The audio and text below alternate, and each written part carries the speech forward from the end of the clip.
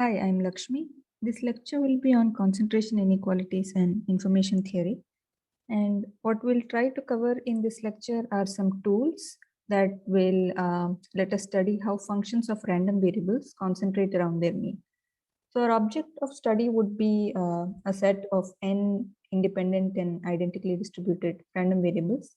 We'll denote these by x1 through xn. Um, we'll relax these assumptions somewhat later on, but we'll start with the case of IID random variables. And there is a function f defined on these random variables. And our goal is to study how this random variable, which is f of x1 through xn, fluctuates around its mean. So the object that we're trying to study is basically this deviation or fluctuation of f of x1 through xn around its expected value. And so just to motivate things a bit, let's start with the very simple example of a series of independent coin tosses. So what we observe are a series of tosses of a fair coin, an unbiased coin, and we'll denote the outcomes of these tosses by xi. So each xi is a binary random variable which is drawn from this Bernoulli half distribution. So we have a collection of these NIID random variables. And let's say our object of interest is, or the function of interest is this sum here. So this sum basically denotes the number of heads that we have seen so far in the experiment, right? So the number of heads that we see over these n coin tosses. And note that because these coins are unbiased, the expected value of this function or this sum is just n over 2. And the deviation or the fluctuation that we referred to in the previous slide is basically this quantity. So it's the sum minus the expected value. And we want to see what this looks like. And so basically what this is trying to look at is how much does the sum of these random variables, how much does the number of heads deviate from the expected number of heads, which is n over 2. Right. And so since this is a random quantity, deviation, let's say we try to study what is the probability that the number of heads exceeds the expected value by more than, let's say, some positive threshold t. And since this is the sum of IID random variables, we know from the central limit theorem that for large n, this sum is going to look roughly like a Gaussian. So in particular, if we define this centered and normalized version of this sum, where this normalization factor is the variance of this sum, then we know that this random variable converges in distribution to a standard normal random variable. And why is this helpful? This is helpful because once we have this sort of a convergence result, we can compute this probability because we know the Gaussian density very well. So we can compute probabilities of these kinds of events just by integrating it over the Gaussian density. So let's see how this works. So for large n, we haven't said what large is, but let's say we think of some huge n. Then for that large number of coin tosses, we have from the central limit theorem that, so we'll basically bring this event here to a form that we saw in the central limit theorem. So we'll center and normalize it, and we'll call this random variable as yn. And by the central limit theorem approximation, we know that for large n, this yn is very close in some sense to a standard normal random variable. So we'll denote that by z. And so this probability we can compute. And let's say we fix some value for the threshold. Let's say we are interested in t of the order of n over 4. So what we are looking at is basically this probability, the probability that this z exceeds n over 4. So this is just by fixing some value for the threshold. This is, let's just say to compute this probability. Basically what this will give us is the probability that the number of heads we have seen exceeds the mean by more than t over 4. Okay. Now since z is just the standard normal, it's just a standard normal Gaussian is a standard normal random variable, we can compute this probability.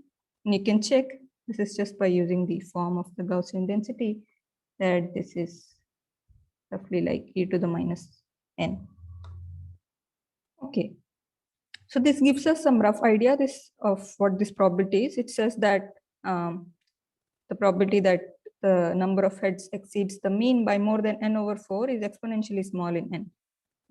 But there is two small issues here. The first one is that the statement of the central limit theorem is asymptotic. So it holds in the limit that n tends to infinity. The other point is that there is also error in the Gaussian approximation step. And the error due to this Gaussian approximation step is unfortunately much large compared to the exponentially decaying term in n that we saw. So because of these issues, what we need are alternative tools to obtain tail bounds for any fixed finite n. And that will be the focus for the rest of the lecture.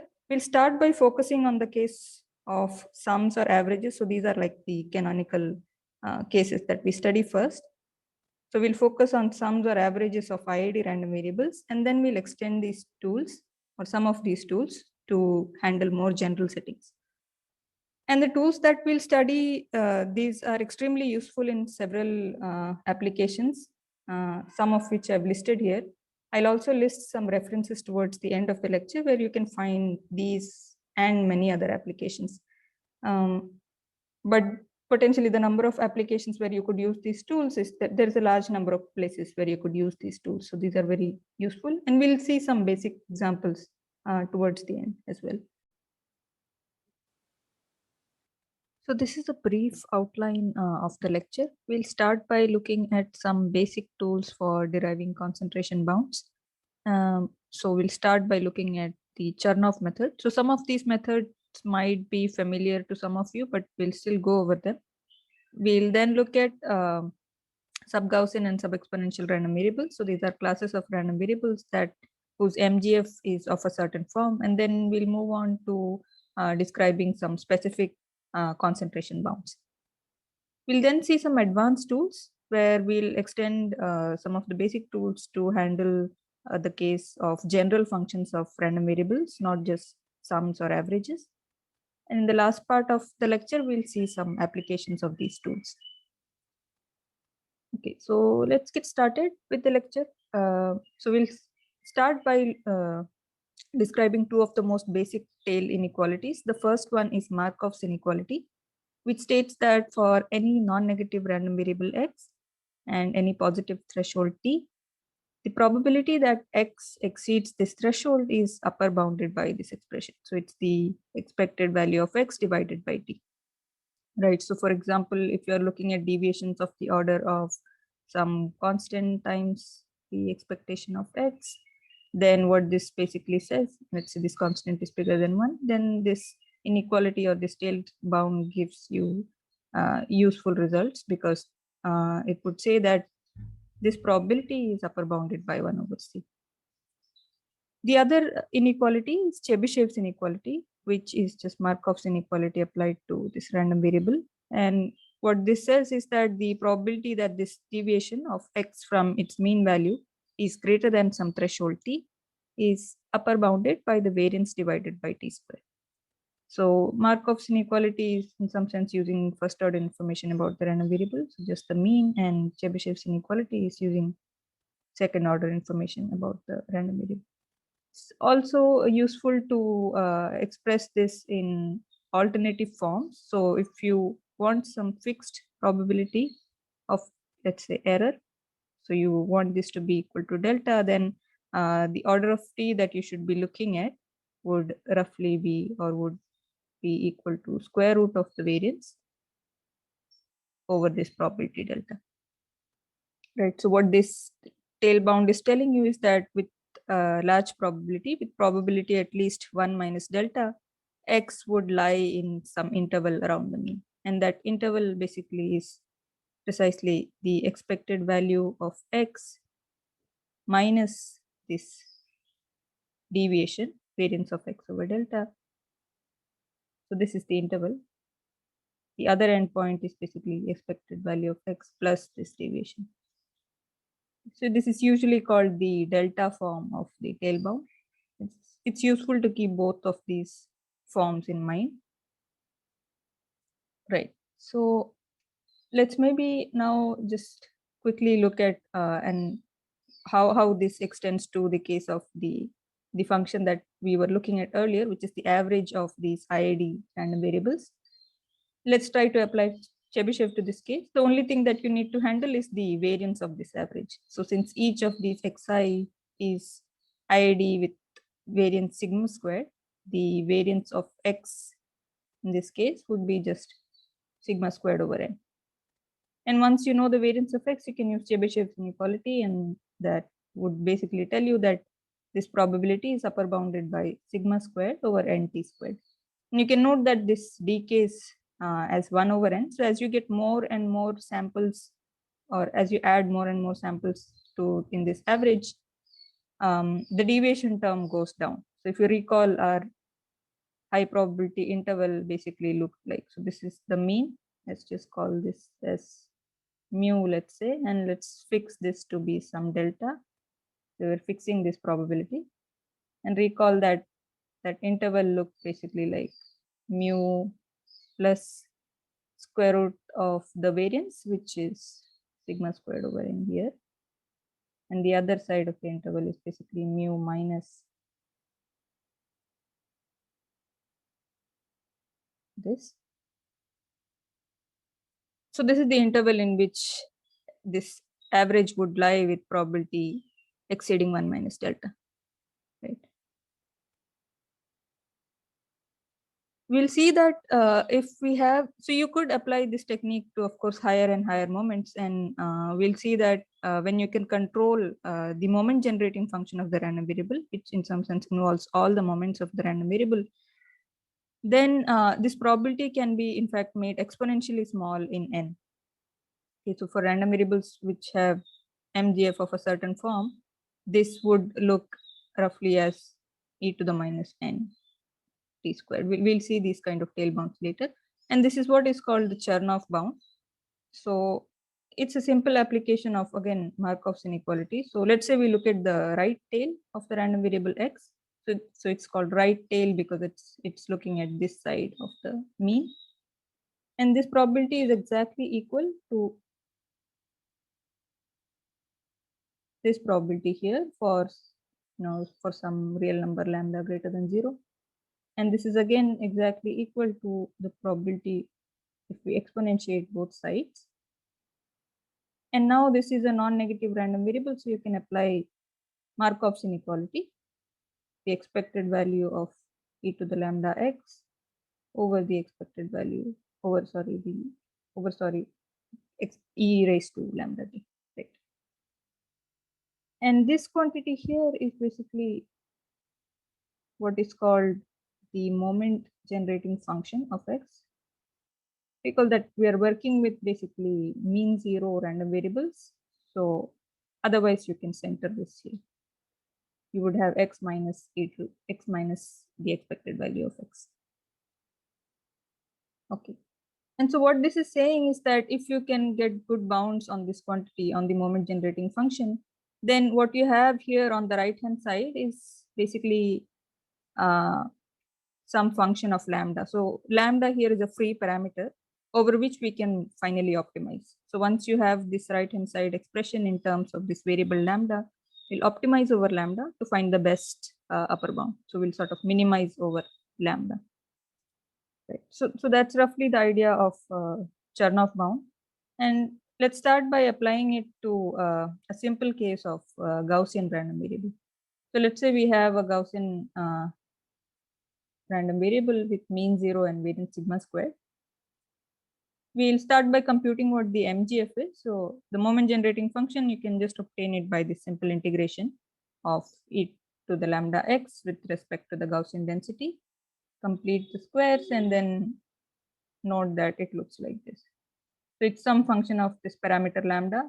Also, you can see the variance parameter figuring here, or the variance of this random variable figuring here. And from the Chernoff bound that we saw earlier, we know that, so let's say we look at the right tail, the probability that x exceeds some positive threshold t is upper bounded by the MGF divided by e to the lambda t. And the MGF looks like this. So overall, this probability is upper bounded by this. And now we optimize over this free parameter lambda. You find the optimal lambda, plug it back in so that you no longer have dependence on lambda. So you just get some expression in terms of t. And you can easily show this. You can check that once you plug in the optimal lambda, the right hand side looks like this. And by symmetry, you can obtain similar bounds for the left tail. So the left tail is basically the probability that x is less than minus t. And once you have both these bounds, you can use a union bound argument to show that this final probability here, the probability that the magnitude of x exceeds t, is upper bounded by 2 times e to the minus t squared over 2 sigma squared. Right. So that's what that's the tail inequality we get using Chernoff bound. And let's go back to our example of averages again. So what happens if we have an average of such IID Gaussian random variables? Well, this is simple. This is again a Gaussian random variable with mean 0 and variance scaled by n. So its variance would be sigma squared over n. Right. And now you can apply the result that we saw in the previous slide, because this is again just another Gaussian with some rescaled variance. And this probability is then upper bounded by e to the minus t squared over the variance. And since the variance has this n dependence, it shows up here. And so you can see that as opposed to 1 over n, as we saw, this probability behaving like 1 over n when you use just variance information. If you can bound the MGF, then n. So for example, for the specific case of Gaussian is what we saw now. This looks like e to the minus nt squared. So it decays exponentially fast in n. So what this is saying is that as you get more and more sample, that interval shrinks very fast. It concentrates around the mean very well. Right. So what we saw right now was an example for the specific case of Gaussian, but we'll see that a large class of random variables have in fact this kind of behavior. So we'll group random variables based on the form of their MGF or how their MGF behave. And we know that once we can bound the MGF, we can immediately get tail bounds using the Chernoff method. And we'll start by looking at the class of random variables which have Gaussian-like MGFs. So we'll call these random variables sub-Gaussian random variables. And these have Gaussian-like MGFs, which is the same as saying they have Gaussian-like tails. Their tails look like this. Okay, so let's formally define what a sub-Gaussian random variable is. So a random variable x is sub-Gaussian if there is some positive real number sigma, such that the moment generating function of that random variable is upper bounded by that of a Gaussian. So recall that for the case of a Gaussian, this is an equality here. And a random variable is sub-Gaussian if its moment generating function is upper bounded by this sort of an expression. This sigma squared is called the sub-Gaussianity parameter. So a sub-Gaussian random variable is parameterized by one parameter, and that is its sub-Gaussianity parameter, or you could also think of this as some proxy for the variance. And we'll use this notation to denote that a random variable is sub-Gaussian with parameter sigma squared. And by a direct application of the Chernoff bound, we know that we can see that for any sub-Gaussian random variable with parameter sigma squared, its tail behavior would be given by this sort of an expression. That's because by definition of sub-Gaussianity, you have an MGF bound, and from the MGF bound, you can derive this tail bound. Okay, so let's look at some examples. Of course, the first one is a Gaussian random variable, and as we saw earlier, for a Gaussian random variable, let's say with some mean Ex. Sorry, this is in fact an equality here.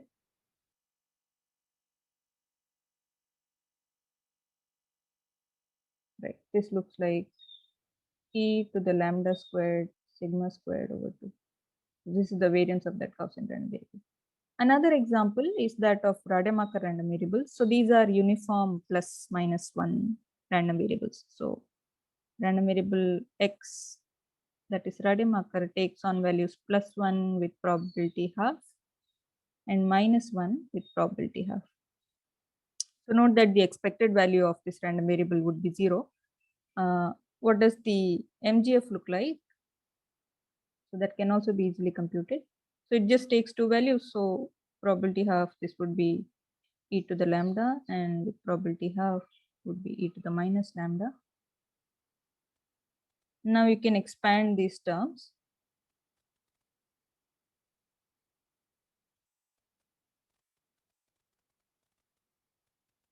And note that there will be some cancellations here. And by a little regrouping and rewriting, you can see that this is again upper bounded by e to the lambda squared over t over 2. Sorry. Right, so if you compare it with the form of the MGF that we mentioned here in the definition, you can see that this is exactly in that form with the parameter sigma squared equals 1. Right, so our Rademacher random variable is also sub-Gaussian with sub-Gaussianity parameter equal to 1. So those are two examples. A third example is that of bounded random variables. So basically what we're trying to show is that a large number of commonly encountered random variables are in fact sub-Gaussian random variables. So we saw two. The third one is that of bounded random variables. So what we'll show is that any bounded random variable is also sub-Gaussian. So let's say we have this random variable x that lies in the interval a to b. This is some subset of the real line with probability 1, and it has mean 0. There are several ways to show this, but we'll follow one of the simplest proofs.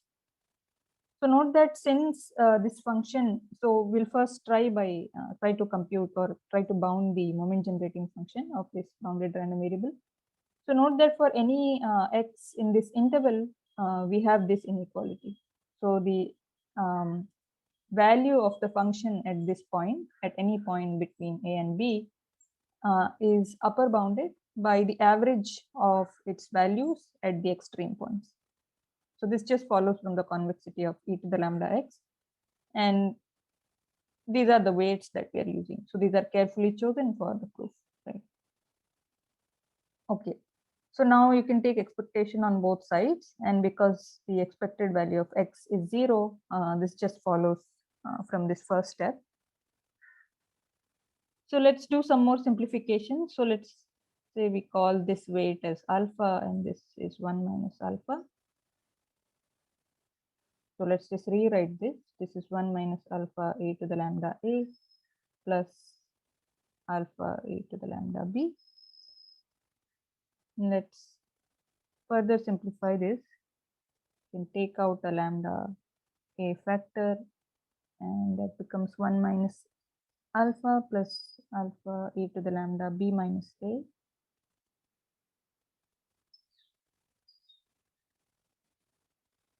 And in the next step, we can bring in this common factor of e to the minus lambda b minus a times alpha.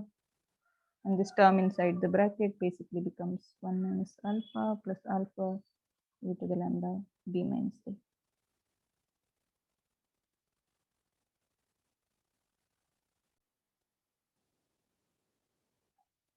So note that what we've used here is just the definition of alpha from here, and basically just rewritten this expression here. Okay, so now let's basically define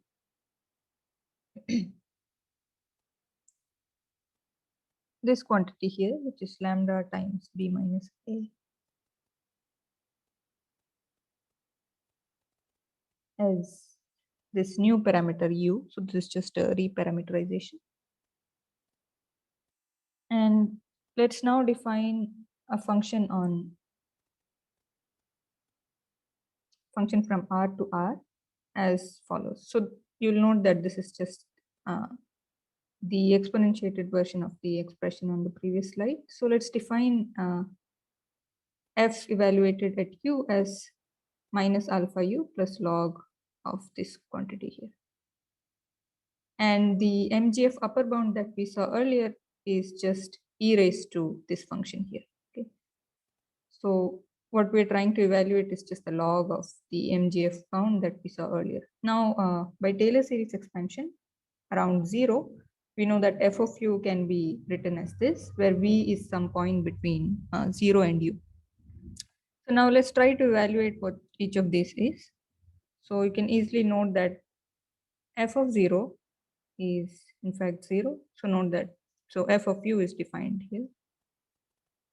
Right, so if you plug in u equals 0, you get 0. The first derivative, let's try to compute what the first derivative is. So f prime of v at any point v is going to be minus alpha plus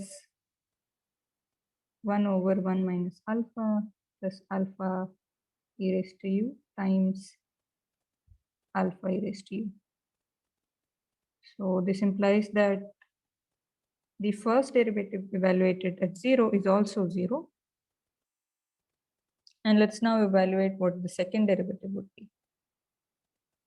Right. So the second derivative would basically be the square of this quantity. And in the numerator, what we'll have is this term times the derivative of this term here, which is alpha e raised to u, minus alpha e raised to u times the derivative of the denominator, which is alpha e raised to u. Okay, so overall, you can see that there will be some cancellations happening here. Times. And what you get eventually is 1 minus alpha e raised to u alpha over 1 minus alpha plus e raised to u alpha squared. Okay, so you note that this is of the form xy over x plus y squared. And you can show this, that this expression is upper bounded by 1 over 4, right? So if you plug these back, these three quantities that we evaluated to this expression, what you have is 0 plus 0 plus u squared over 2 times 1 over 4. Right, and recall that this was just a reparameterization. U here is basically defined as this, and so you get the final sort of MGF bound, okay, which would roughly be like, so the expected value of e to the lambda x is upper bounded by p minus a whole squared over 8.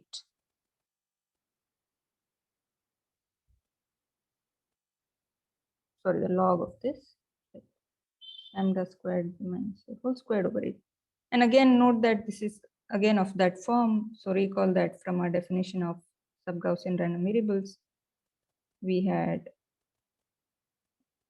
expected value of e to the lambda x upper bounded by e raised to lambda squared sigma squared over 2. So if you take log on both sides, the definition can be written as lambda squared sigma squared over 2. And so if you compare, you see that the sub-Gaussianity parameter, so our setting was basically that x is a bounded random variable in this interval. And so for such a random variable, the sub-Gaussianity parameter, when you compare with this expression, is p minus a whole squared over 4.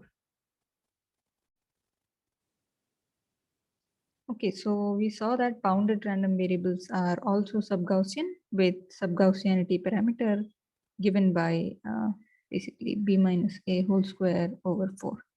Okay, when the random variable is, it belongs to this interval a to b, then this is what the parameter looks like.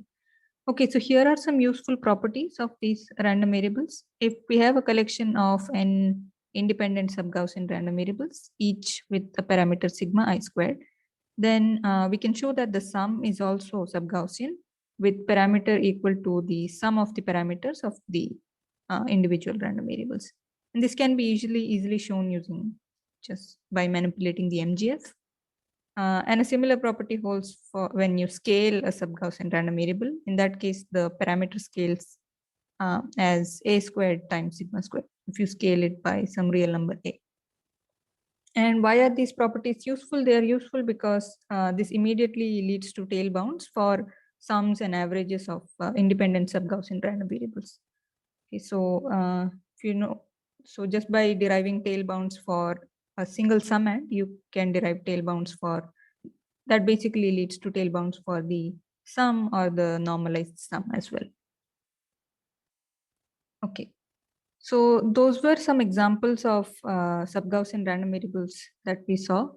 And right, so basically the MGF bound for bounded random variables that we just saw can be used to derive tail bounds for such bounded random variables. So the lemma that we just saw earlier, which was that the MGF, this can be extended to arbitrary bounded random variables with some mean E of x. The log MGF, let's write it this way, p minus a whole squared over 8. So this is usually called Hoeffding's lemma, this bound on the MGF. And by Chernoff, this bound by Chernoff inequality or by Chernoff method, this Hoeffding's lemma can be used to derive this tail bound. This is a direct application of the Chernoff bound. Together with the fact that we just saw that sums of sub-Gaussian random variables continue to be sub-Gaussian with parameter depends. So this is the effective parameter that you see here in the tail bound. And this is known as Hoeffding's inequality. Right. So just to summarize what we have seen so far, we saw tail bounds.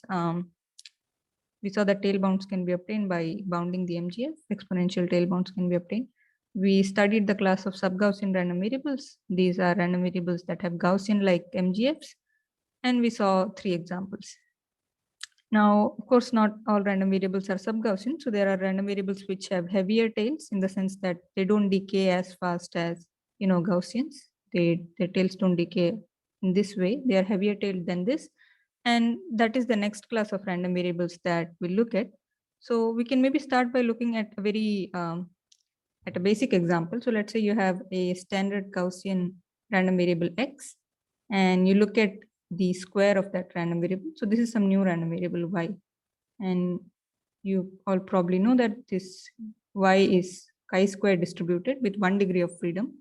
And we'll see that this this random variable y, it's not a sub-Gaussian random variable, it's heavier tailed than a sub-Gaussian.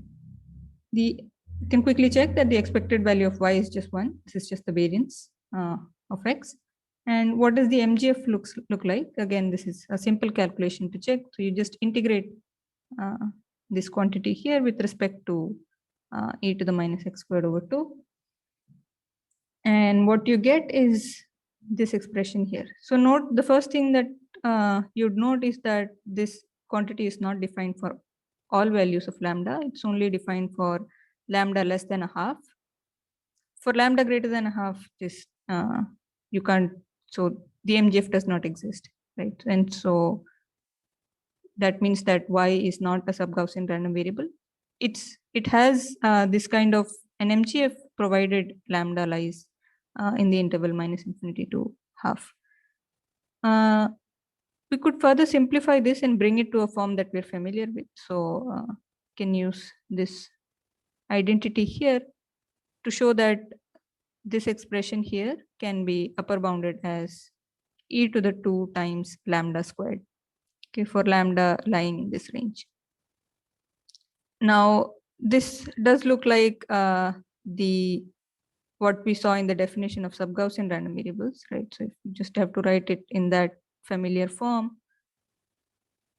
So this is of the form e to the lambda squared sigma squared over 2, but it's only defined for lambda in this interval and not for all lambda in R, right? And so this is what the MGF of a chi-squared random variable looked like. And we'll define these kind of random variables. We'll call these as sub-exponential random variable, and We'll see why we call them that. So we just saw that for y defined as x squared with x being a standard normal random variable, the MGF is bounded above by e to the 2 times lambda squared for lambda in this interval. We can use the Chernoff method again. So we could try and write down the tail bound in terms of the MGF, optimize over lambda. The difference is that now we'll be optimizing over lambda in this range. So these are the allowed values of lambda. So you do that constrained optimization, and you can show that by plugging in the optimal value of lambda, you get this tail bound. So note that it's no longer of the form e to the some c times t squared. It has two types of tail behavior. So depending on how large or small the deviation t is, one of these terms is going to dominate, or one of these terms is going to figure as the minimum. And so you would see both types of tail behavior. So this is the standard sub-Gaussian type tail behavior where you have e to the minus t squared. And you also see this is what is usually called as sub-exponential or exponential tail behavior. So this is a e to the minus t type tail. So you see, so you could observe either of these depending on what regime of t you're looking at. And these are what we'll call as sub-exponential random variables. So we'll call random variables with MGF of the form given by star here. This sub-Gaussian type MGF, but only in some range of lambda. We'll call this as sub-exponential random variables. Okay, so to formalize this a bit more, so here's the definition. So a random variable x with some mean mu is called sub-exponential with parameters v square and b. So this b is some positive real number. V square is also positive. And we'll denote this as x distributed as sub-exponential random variable with parameters v square and b. So recall that while there was just one parameter that we used to describe the sub-Gaussian random variable, here we have two parameters. One of them is similar to the variance parameter, and the other one would basically tell us the range in which the MGF is well defined. Okay, and the MGF basically has a form like this. This is similar to the sub-Gaussian type MGF that we saw. Okay, and just like what we derived for the case of the specific case of the chi-squared random variable, in general, you could again use Chernoff and this MGF bound to get tail bounds of this form. Okay, so again, you see an e to the t square and an e to the t type dependence with constants determined by the parameters of the sub-exponential random variable. And similar to what we saw for the case of sub-Gaussian random variables, again, you have these sort of combining rules. So this one is the scaling rule. So if you scale it by some positive number a, or in fact, this could be any real number. You can put a mod a here. So the effective sub-exponential parameters would look like this. And similarly, if you add n sub-exponential random variables, then the final parameters look like this. So the variance parameter just adds up, and the parameter that decides the interval where it's well defined, the MGF is well defined, you basically have a max of the BIs figuring here. Again, these are simple to show. You just need to manipulate the MGF. And these are useful again because you can derive tail bounds for sums and averages using these properties. Right. So with that, we sort of come to the end of our discussion on basic techniques. We'll close this discussion with what is known as Bernstein's inequality. And so there are several forms of this inequality. I've written down one specific form. And it's basically a tail bound for normalized sum of sub-exponential random variables. And this just follows from what we saw in the previous slide. So if we have n independent sub-exponential random variables, each with parameter vi square and bi, then for any deviation t greater than 0, the probability that the average exceeds the, the normalized sum exceeds the mean by more than t is upper bounded by this. So note that there is a sum here in the denominator. So effectively what you see here is a combination of e to the minus nt square type term, that is the first one, and an e to the minus nt type term, that is the second term here. And the constants here are determined by the sub-exponentiality parameters. So you have sum of vi squares and max of pi figuring here. So you could just, as a corollary, you could write down what you'll get for the case of IID xi. So all of the xi's have the same parameter v and b. In that case, it's just what we saw now. So it's the minimum of these two types of tails, right? Depending on what regime of t you're looking at, one of those would be the minimum, right? So far we have seen sums and averages of random variables, which basically involved MGF bounds for individual summands and then a tensorization. So tensorization is the step where you go from the individual xi to the sum or average.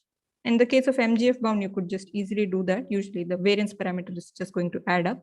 That's called tensorization, where you move from one random variable to the function of n random variables. And what we'll see in the next few slides are tools to handle more general functions of random variables. And the other sort of extension that people have looked at are related to relaxing the assumption of independence. So this will not cover this in the lecture, but these are, so detailed discussion on this is available in the references that I'll mention towards the end. Okay. So just going back to the outline, we've finished the first part of the lecture. We'll now look at somewhat more advanced tools to handle general functions of random variables. So let's start by looking at what are called bounded difference functions. So for the next few slides, or for the second part of the lecture, we'll be working with general functions of random variables. So the first example of such a function for which we can easily derive tail bounds are called bounded, are functions that satisfy something called the bounded difference property. So a function f from the domain x to the n to r is said to satisfy bounded difference property with constants c1 through cn if for any pair of the inputs xi and xi prime, we have that the difference between the value of the function evaluated at the inputs x1 through xn and the function evaluated at x1 through xn with just the ith point replaced by xi prime is bounded above by ci. So you just perturb or change one of the input terms and the function value changes by at most ci. In that case, the function is said to be satisfy BDP with constants c1 through cn. And what we'll describe now is a tail bound for functions of random variables that satisfy the bounded difference property. So let's say there is a function, so you have a collection of independent random variables. So recall that, or note that the assumption of independence is still important here. We have a collection of independent random variables x1 through xn. And suppose there is a function f defined on these random variables that satisfies the bounded difference property, that is this property star here, with some constants c1 through cn. And let's say we are interested in tail bounds for this function of these random variables. And this inequality is basically called the McDiarmid's inequality, and it gives us a tail bound for such functions of random variables. So the probability that this function of random variables z exceeds the mean by more than some positive threshold t is upper bounded by an expression that looks like this. So it's roughly e to the minus t squared over the norm of this constant of this vector of constants. Okay, so again, it has resemblance to what we have seen so far. This is similar to the e to the minus t squared over 2 sigma squared type bounds that we have seen for Gaussian, for sub-Gaussian, and so on. So you can think of this as the variance proxy for this random variable. So this norm of c squared. Right. So that's the first example of tail bound for function of random variables that is not the sum or normalized sum. Okay, so that's so McDiarmid's inequality. You can use it for deriving tail bounds if the function that you're looking at satisfies boundary difference property. So the textbook mentions some commonly encountered functions that satisfy the BDP property. Okay, so what we'll now look at are some additional tools for handling functions of independent random variables. And we'll get to what is called the Efronstein inequality. We'll be using this inequality on the way. And the idea here is to basically derive an upper bound on the variance of this function. Okay. So note that when this function is the sum, then this is easy to do because then by independence of the xi's, the variance is just the sum of the xi. But for general f, it's not clear how you'd handle the variance of this. So we'll see. So the Efronstein inequality would basically, it would give us a bound, an upper bound on the variance. And once we have an upper bound on the variance, we can, for example, use Chebyshev's inequality to derive tail bounds. We can also use other methods, which we'll discuss later on, to derive exponential tail bounds once we have the variance bound. Okay, so let's start with the Efronstein inequality. So what the Efronstein inequality says is that if we have a collection of n independent random variables and a function f defined on them, so we'll denote f of x1 through xn by z. This is some square integrable function of these random variables so that the variance is well defined. Then the variance of this general function, note that apart from this, we don't have any other assumptions on z. Then the variance of z is upper bounded by this quantity here. So what we're trying to do here is to basically decompose, or what Efronstein inequality does is to decompose the variance into component-wise variances. Okay, so I'll just describe what this zi prime is. So zi prime is basically the function evaluated on x1 through xn with the ith input xi replaced with an independent copy. Okay, so x1, so for every coordinate I, basically you define these independent copies, and zi prime is basically the function evaluated on the inputs with the ith entry or the ith input replaced by an independent copy.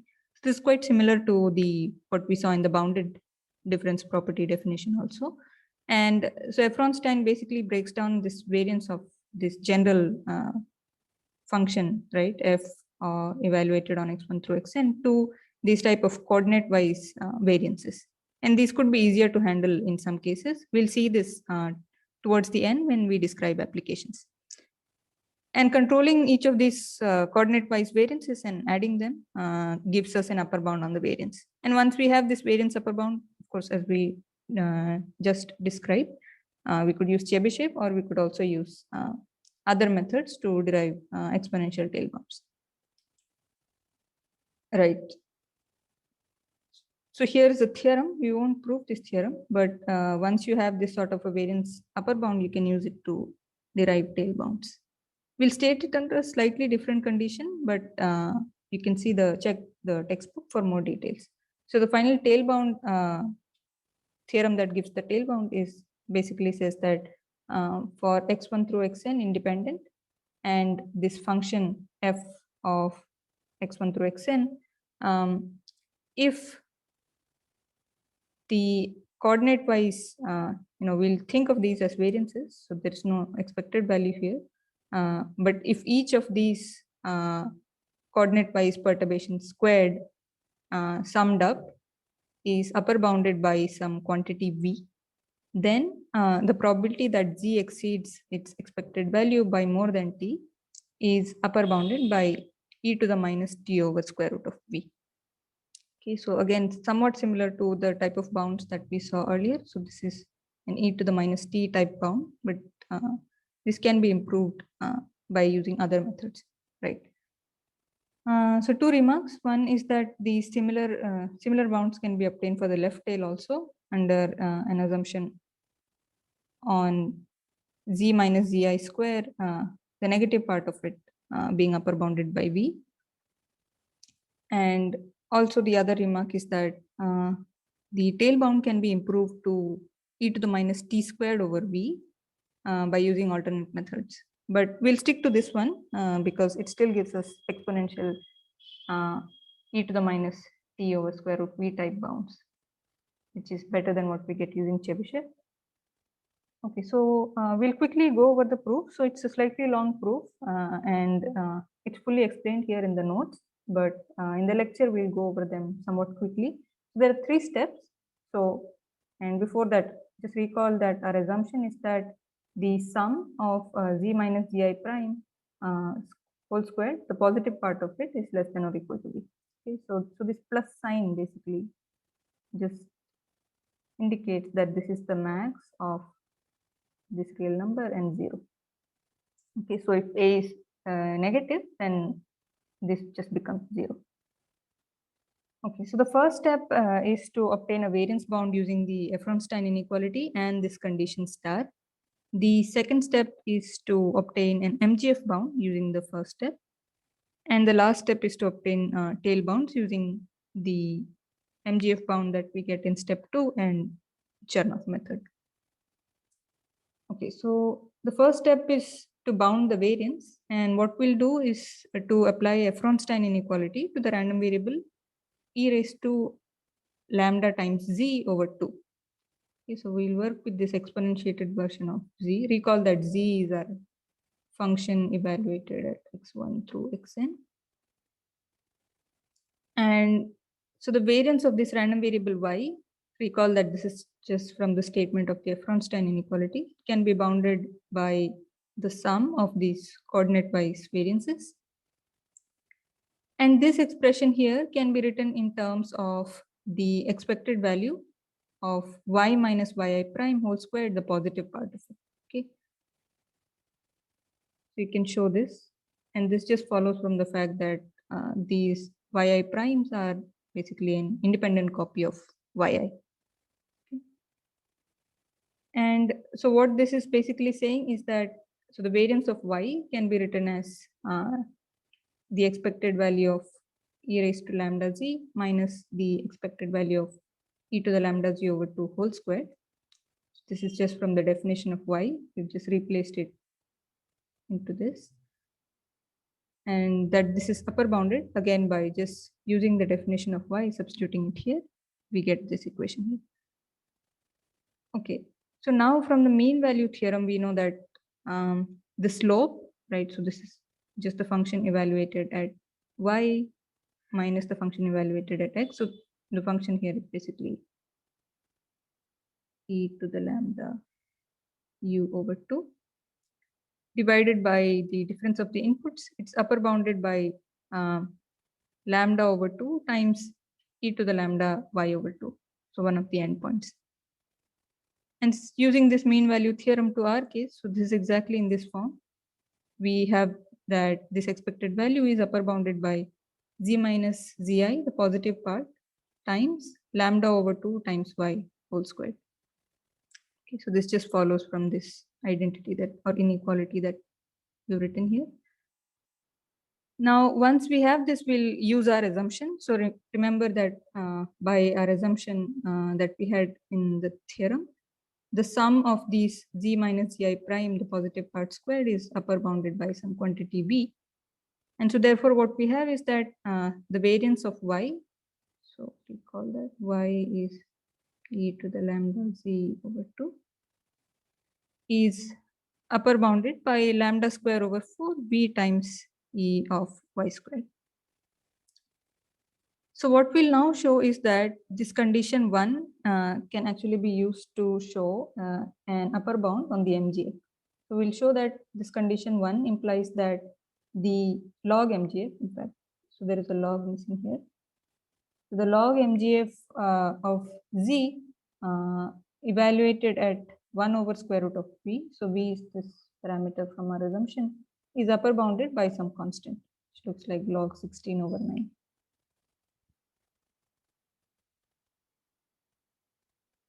Okay, so these are some simplifications here, but it's simple enough. So what we saw is that that variance type quantity is upper bounded by lambda square times v/4 times e to the lambda z, right? And so you could center the z on either side. So this applies to any z. So applies to the centered version as well. So you can rewrite this for the random variable z minus the expected value of z. And by rearranging the parameters or rearranging these terms on either side of the inequality, you can show that this basically looks like 1 minus lambda square v/4 times the MGF less than or equal to the MGF squared. Okay. And we'll simplify this and we'll show that this is basically a functional inequality for this term psi of z, psi z of lambda.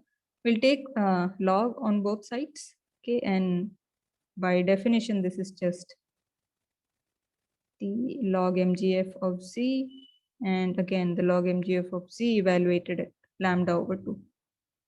So what we have finally is a functional equation involving the MGF or the log MGF of z figuring here. Right, so we'll call that, we'll denote the psi z minus the expected value of z of lambda as this f of lambda. So this is the inequality that we saw earlier. And so note that this is recursive in the sense that what this inequality gives is an upper bound of on f of lambda. So if you push this log term to the other side, you get an upper bound on f of lambda. Now again, since on the right hand side you again have f of lambda/2, you can use the upper bound on f of lambda and substitute it again here. Okay. And so there is some kind of recurring thing here. So you again have a f of lambda/4 term here, and you can upper bound it further. You can do this k times. And if you do it k times, you can write it as a sum of k terms, as I've written it down here. And once you have this, you can take the limit k going to infinity on both sides. So here there is no dependence on k. On the right hand side, there is a dependence on k. And we'll evaluate each of these terms individually. Okay, so both these limits that we get on the right hand side. Right. So these are the two terms that we got on the right hand side. So if we evaluate this limit, so here's what we get. So you could just multiply and divide by lambda here, and you can take a lambda out. So this brings it to this form where you have the common argument figuring here.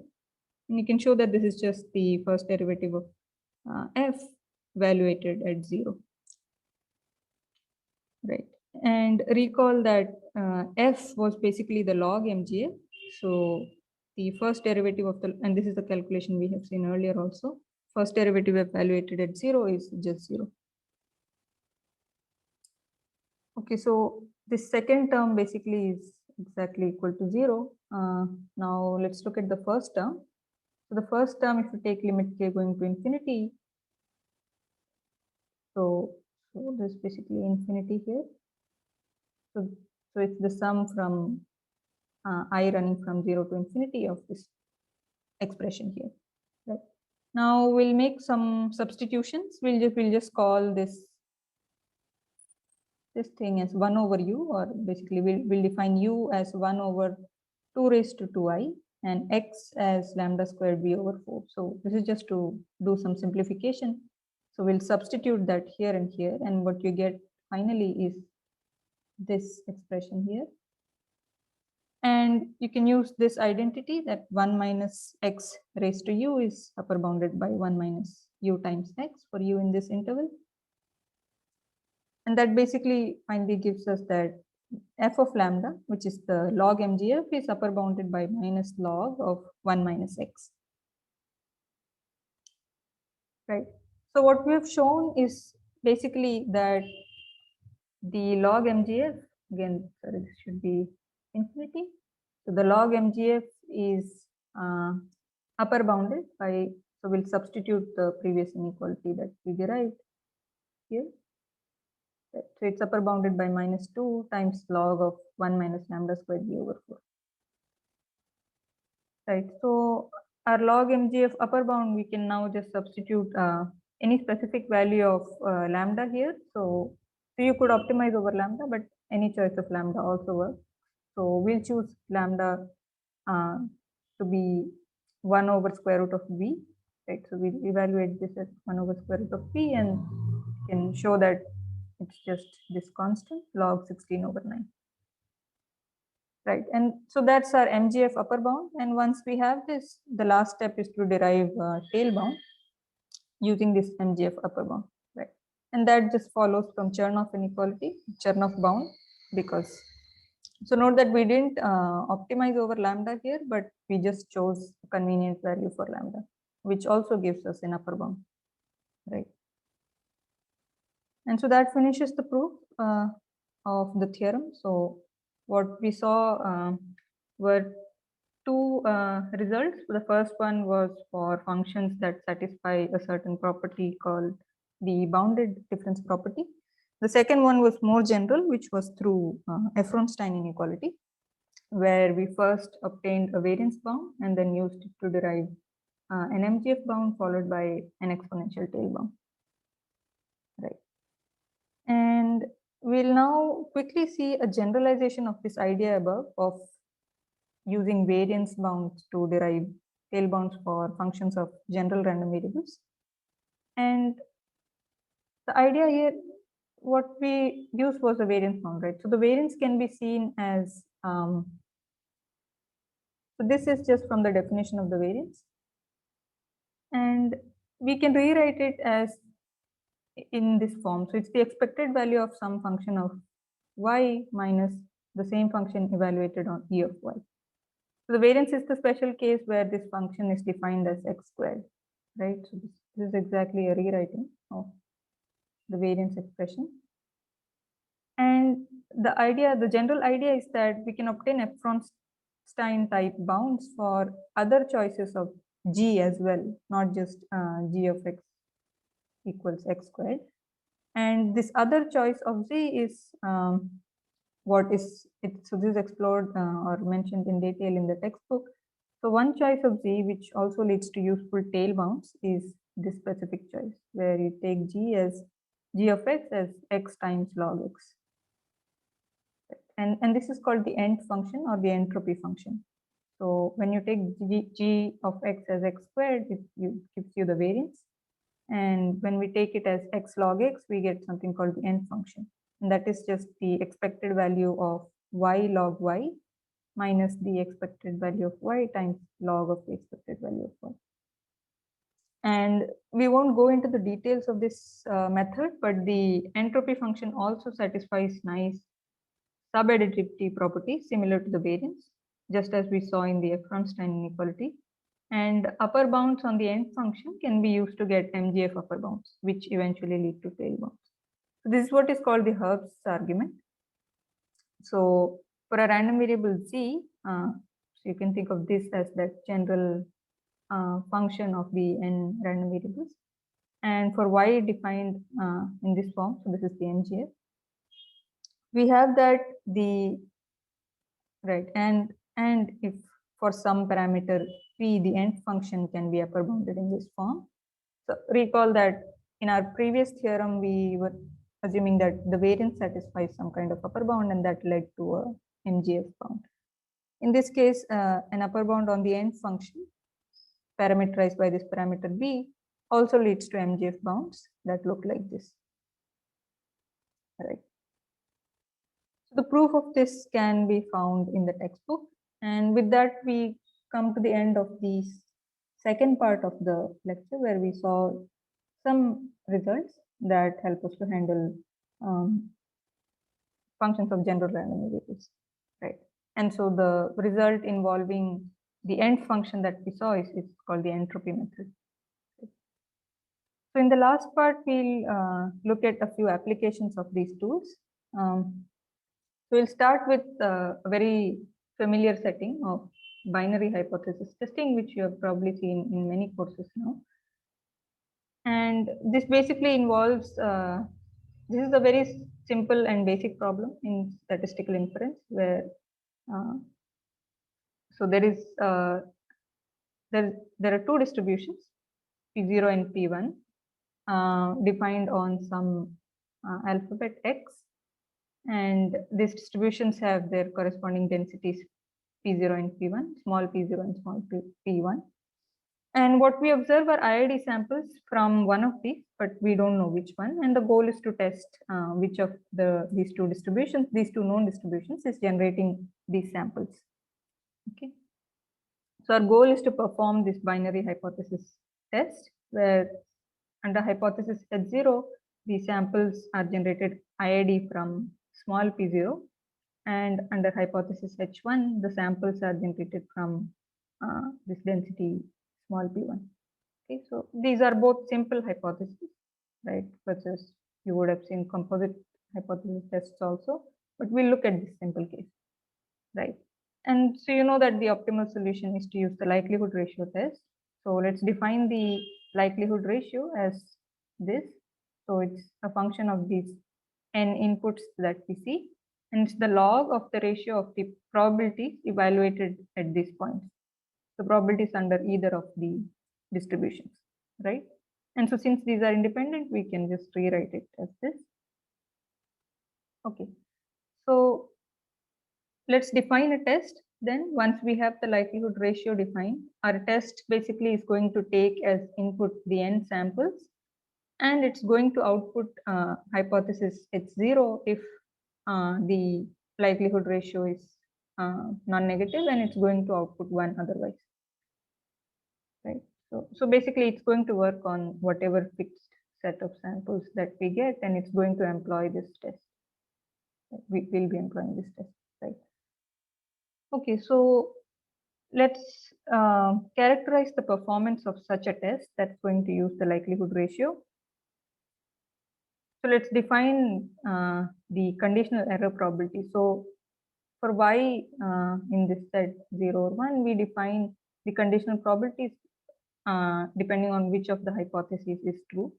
So so let's say, so for example, R0 of t is the probability that the test does not output 0, given that 0 was true. And similarly, R1 is the probability again that it makes an error. So H1 was true, but it declared 0. And the overall error probability, let's say we work in a Bayesian setting with equally likely hypotheses, just given by the Bayes rule. So it's the average of these two conditional probabilities. So we'll try to upper bound this error probability for this test. So we'll look at one of these conditional probabilities, and the other one can be derived in a similar way. So let's try to see what this R1 of t looks like. So R1 of t is basically the probability under distribution P1. So the first hypothesis is true, but we declare 0 because the likelihood ratio is greater than or equal to 0, right? And the important thing to note here is that the likelihood ratio, as we rewrote it a few slides ago, is the sum of independent random variables, with the random variables being this. So it's the log of the ratio of these probabilities, right? You could subtract the mean from both sides just to center it. So this is the familiar form that we've been seeing so far. So it's a sum, it's the probability that the sum of these independent random variables deviates from the mean by more than some quantity. Okay. And there's another interesting thing. So this mean mu of these random variables is a quantity that you have probably seen. So this is the scale divergence between the distributions P1 and P0, right? So the expected value under P1, so P1 is the true distribution. So this is R1 of t, so H1 is the true hypothesis. The expected value under this first distribution of this sum of the log of these ratios, so you can take the sum out and compute what this expected value of the log likelihood ratio is, this is exactly the definition of the scale divergence. So the expected value in this case is the scale divergence, right? And what we're trying to study is how much does this sum deviate from the mean, which is n times this, by more than some threshold, let's say minus mean. Okay. Right. So what does this random variable, so what is the behavior of this random variable? Well, so that depends on what these densities are.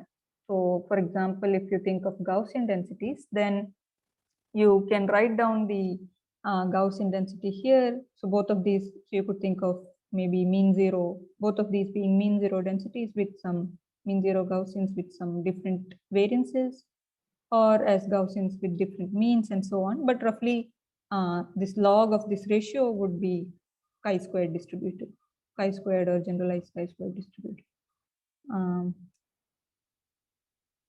You could, we look at, so that's one thing. So then you can easily derive tail bounds for this. You can also derive tail bounds if, for example, if you assume that under both the distributions, every symbol has probability at least some p min, right? So for every x in this alphabet, the probability p of x under both the hypotheses is at least some p min. We'll just use this to show a simple application of Hoeffding's inequality, because in this case, the random variable zi, which is the log of the ratio of these two, can be shown to be bounded, right? So it's going to lie in this interval with probability 1. So this is just using the fact that the probabilities are bounded below by p min and bounded above by 1 always, right? So let's just use alpha and beta to denote the endpoints of this interval. And in that case, this conditional error probability R1 of t, so it's the sum of these bounded random variables. And now you can use Hoeffding's inequality for sum of n independent random variables and derive this tail bound. Right. So this is from Hoeffding's inequality that we saw earlier, and you see that the parameters of the interval are what figure here as variance parameters. You can just rewrite this a little bit more, because we know that the mu or the mean is the scale divergence. So rewriting that, you get this. Okay, so this is what the one of the conditional error probabilities of the likelihood ratio test looks like. The other error probability can also be derived similarly, and then you can use it to bound the final probability of error, right? So that was like a simple application of Hoeffding's inequality. Let's look at a different example. So we'll now see an application of Efronstein inequality to deriving tail bounds for the largest eigenvalue of a random symmetric matrix. Okay, so let's say we have a D cross D random symmetric matrix, so which means basically that each entry of the matrix is drawn independently from some distribution. So each Aij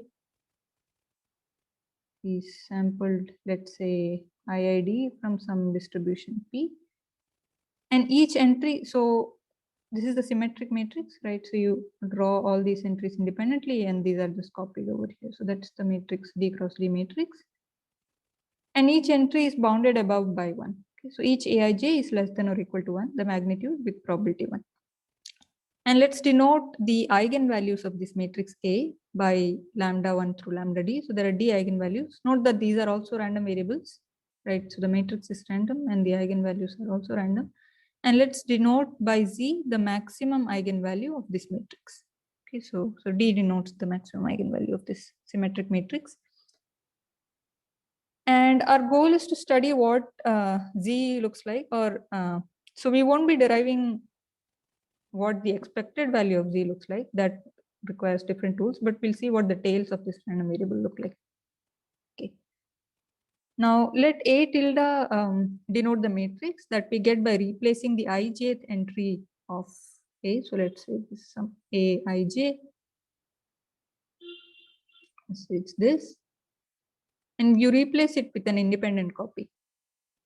And the matrix that you get, the resulting D cross D matrix that you get, let's denote it by A tilde. And let Zij denote the maximum eigenvalue of this new matrix A tilde. Okay. So what we'll try to do is bound this difference. And once we have this a handle on this sort of component-wise perturbations, we can use Efronstein inequality to bound the variance of this entire quantity. And that will be used to derive tail bounds, right? So by the definition of the largest eigenvalue, right? So this is just from the definition. So the max over unit norm vectors of this quadratic form minus the max again over unit norm vectors of this quadratic form. Okay. So this is basically the largest eigenvalue of A, and this is the largest eigenvalue of A tilde. And this plus here is basically the max. So if z minus zij is greater than or equal to 0, then it's just 1, otherwise it's 0. Okay.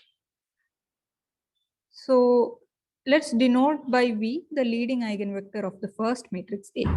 Okay. And so the first term, the first max that we had in the previous expression, that is exactly equal to this. So V is the vector that maximizes that quadratic form. And for the second term, if you substitute an arbitrary V, then it's only going to give you an upper bound, right? So this, we get this upper bound.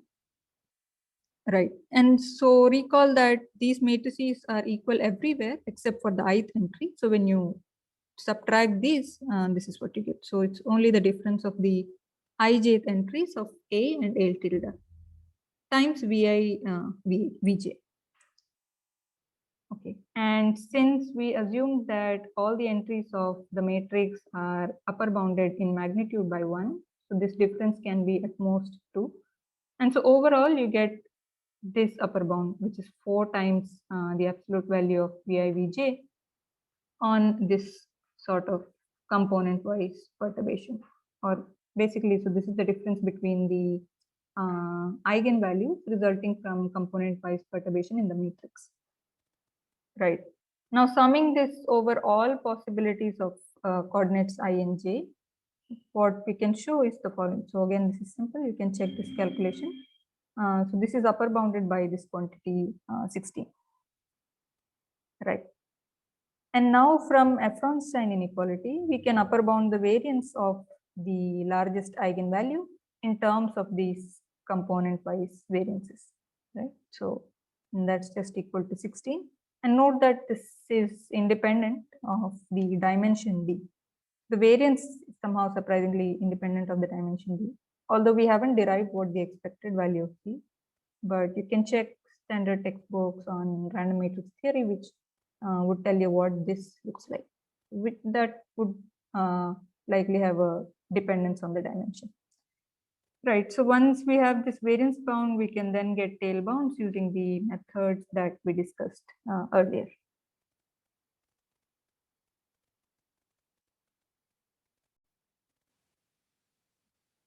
So in this third example, what we'll see is a tail bound for the norm of a sum of independent random vectors.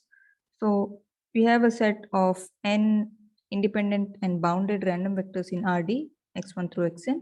And we'll assume that the length or the L2 norm of each of these xi's is upper bounded by some constant r. And let's define the function f in the following way. So the function f evaluated at these points is defined basically as the length of the average vector. So we first compute this normalized sum, and the L2 norm of that is what we define as the value of this function. Okay. And so to derive tail bounds for this function, we'll basically use the bounded difference property. So the claim is that f satisfies the bounded difference property. So recall that to show that a function satisfies bounded difference property, we basically bound this difference. So f of x1 through xn minus f evaluated at the same set of points, except that the ith point differs. So the ith point is replaced by an independent copy. So xi prime here is an independent copy of xi. Right, and by definition of x, we can plug in these expressions here and pull out a 1 over n factor. And at this step, we use the triangle inequality to see that all the terms cancel out except for the ith term where it differs. And by our assumption of boundedness here, we can show that this length of this difference xi minus xi prime is upper bounded by 2 times r, right? So once we have shown this sort of a bounded difference property for f, we can now apply McDiarmid's inequality to get our tail bound. So the probability that the length of this average vector exceeds the expected value by more than some threshold t is upper bounded by this quantity here. So it looks like e to the minus n times t squared over 2 times r squared. What we have not shown here is, or what we have not discussed is basically what this expected value looks like. And that can be computed in some cases. So let's assume for simplicity that the xi are 0 mean. And let's look at this expected value. Let's just look at the sum for now. You can take out the 1 over n factor. And let's look at the square of this quantity. And by convexity of this function, the square function, we can take it inside and it will give us an upper bound. This is by convexity. And since the xi are independent and 0 mean, this is equal to the sum of the expected lengths of the individual random vectors. Right, and so if we have some handle on the expected length of the individual random vectors, then this gives us some idea about the expected value of this quantity here. Right, and so that finishes the third part of the lecture, and many other applications and other tools that we have not covered in this lecture can be found in these references. So these are all very good sources, and there are other sources as well, right? So thank you for your attention, and we'll stop the lecture here.